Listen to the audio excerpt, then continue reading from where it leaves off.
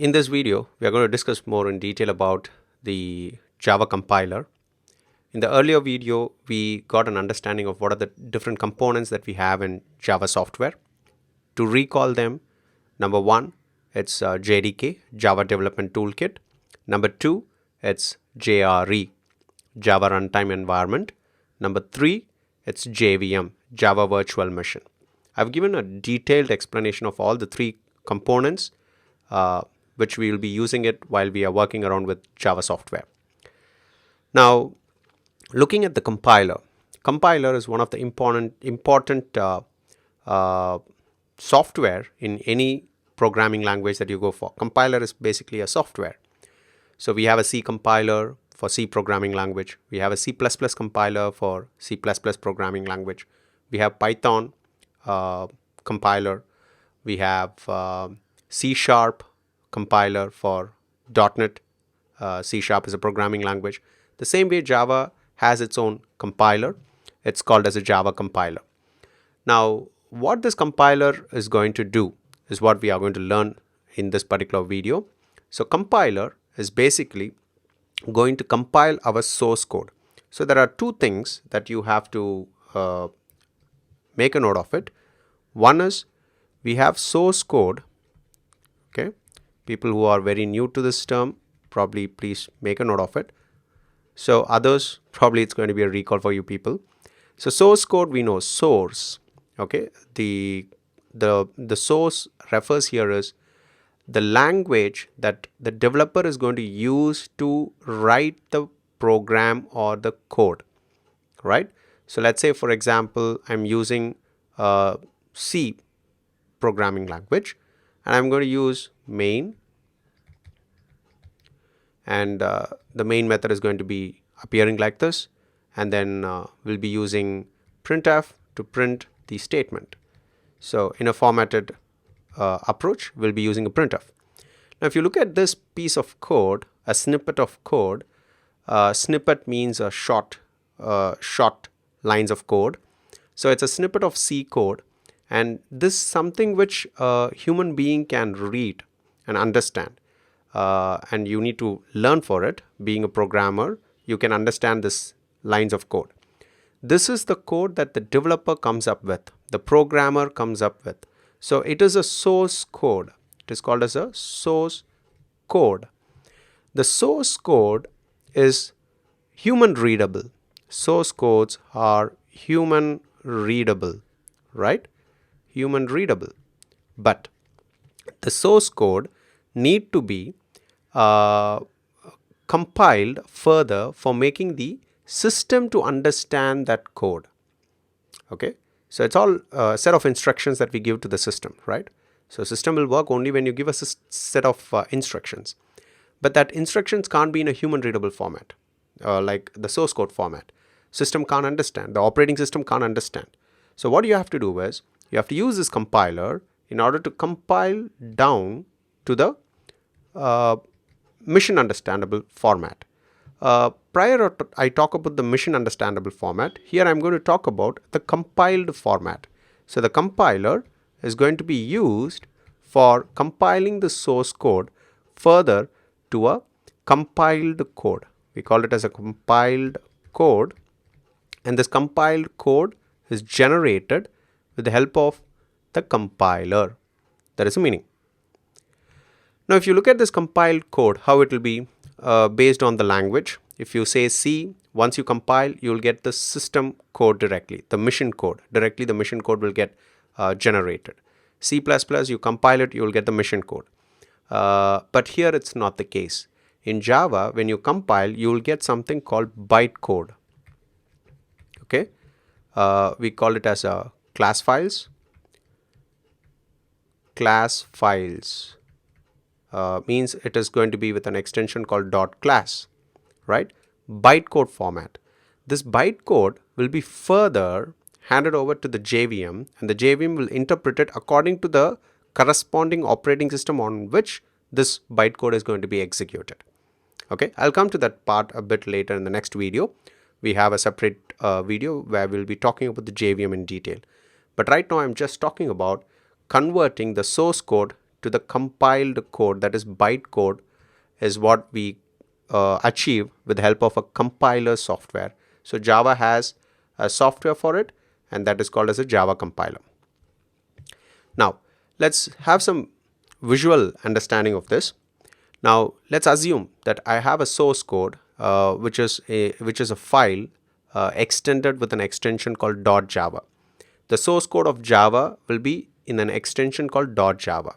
Okay, so when I write a source code, I need to save that source code file in a format called .java, like how we have a .txt, .xls, .xlsx, .ppt, kind of multiple extensions for different files. The same way Java has its own extension, and that is called as a .java. Whenever you come across a file with the extension of .java, you should recognize them as a source code. Now this source code, the .java, which is created by the developer or the programmer, the .java, which is called as a source code in an extension called .java, that is here as it is mentioned, it's person.java. This person.java file is going to be handed over into an environment called Java compiler. How we are going to achieve this Java compiler process? That's why we will be using a command called javac. Javac command will help us in compiling the source code.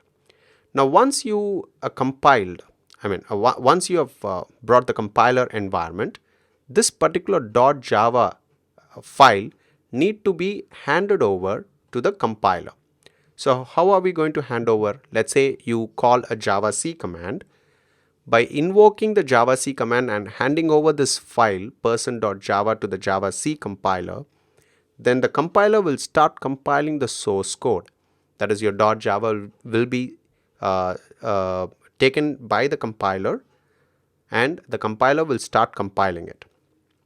Once after the compilation is done, it will produce another file format called .class format.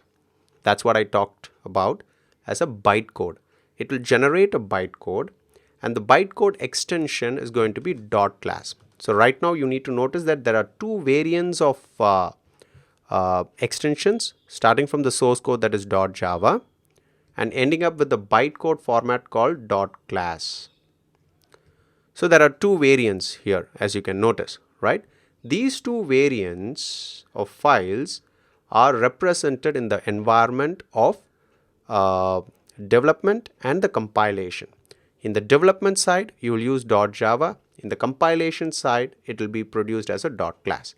This is developed by the developer, right? And the developer will hand it over to the compiler, and the compiler will further scan the complete source code.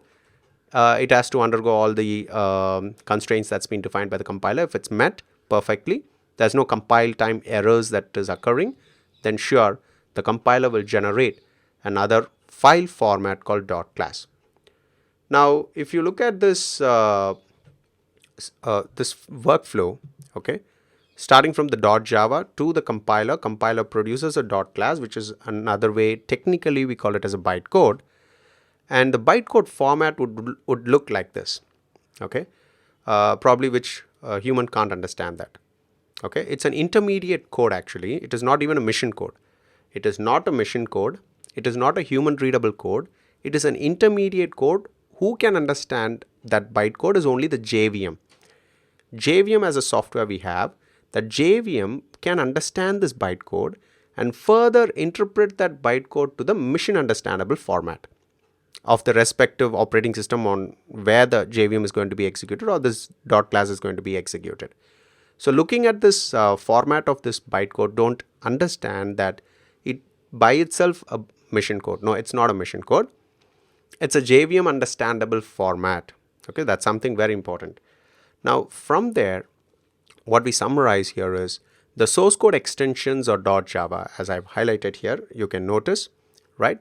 The source code format is .java, and the compiled code format is .class. So the workflow is pretty clear here, starting from your source code to your bytecode. Who is involved in this process of converting your source code to the bytecode is none other than your compiler. Compiler does it, right?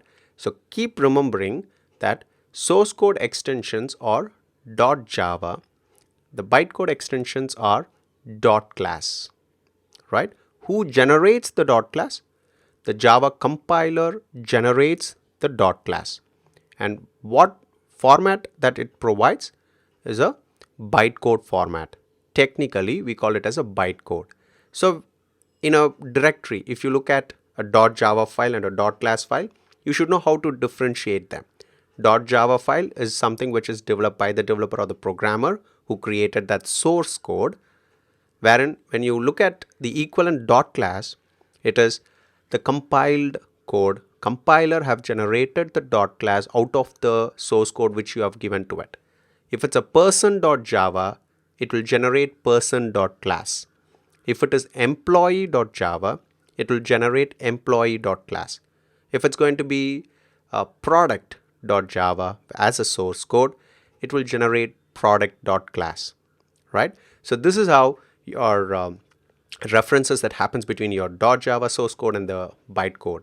Hope this compiler section makes sense for understanding why we need a compiler. So the compiler command that we will be using is javac.